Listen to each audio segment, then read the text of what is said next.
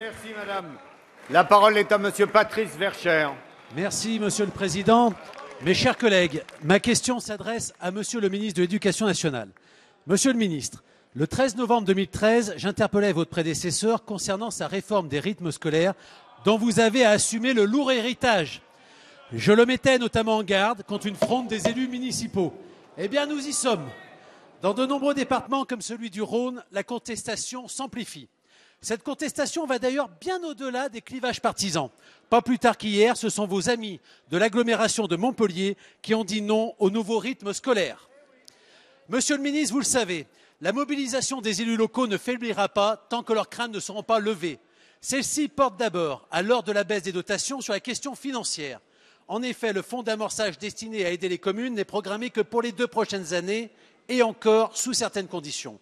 Or, la réforme ne peut s'appliquer sans une garantie pérenne de la compensation financière liée à son coût réel.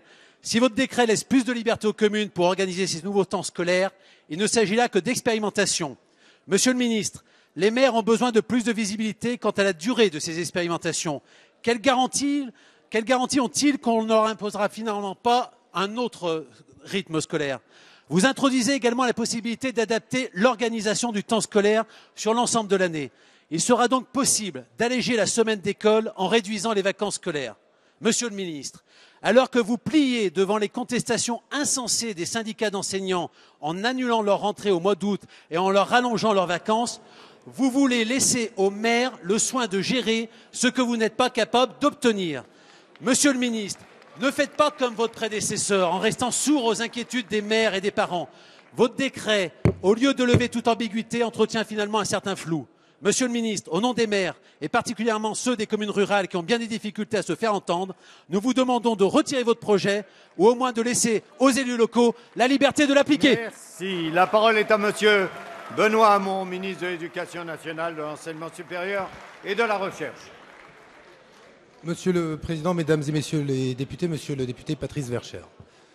D'abord, je voudrais vous remercier pour la modération de votre question. Elle l'était sur le fond, puisqu'elle reconnaît des améliorations qui ont été apportées à cette réforme pour tenir compte des difficultés opérationnelles que le gouvernement n'a pas voulu nier sur le terrain de mise en œuvre de la réforme des rythmes scolaires. Cela étant dit, je vais vous apporter une réponse qui doit permettre de clarifier une situation.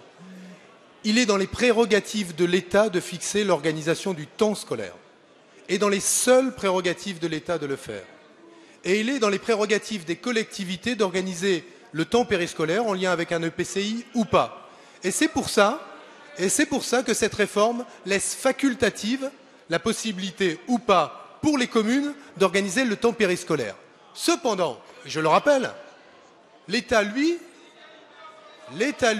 donne 50 € par élève des écoles primaires pour organiser le temps périscolaire. Et lors de la prochaine rentrée, pour celles et ceux des maires qui ne voudraient pas organiser de temps périscolaire et le revendiquent, ils devront expliquer aux parents d'élèves des 5 850 000 enfants de ce pays ce qu'ils font des 50 € par enfant. Je le dis pourquoi? Parce qu'on ne peut pas nous reprocher de laisser facultative l'organisation du temps périscolaire et nous reprocher en même temps de prendre nos responsabilités. Je répète pourquoi cette réforme a été faite et pourquoi bon nombre d'élus, de droite comme de gauche, et je les salue dans le travail qu'ils font, ont compris que l'intérêt supérieur des enfants, c'était d'adapter les rythmes d'apprentissage au rythme biologique. Et parce que l'intérêt supérieur de l'enfant est celui-là, contrairement à ce que vous dites, dans toutes les académies, une immense majorité de maires de votre camp n'a pas répondu à la consigne du Bureau national de votre parti qui leur demandait de résister. Et je les en remercie aujourd'hui officiellement. Merci.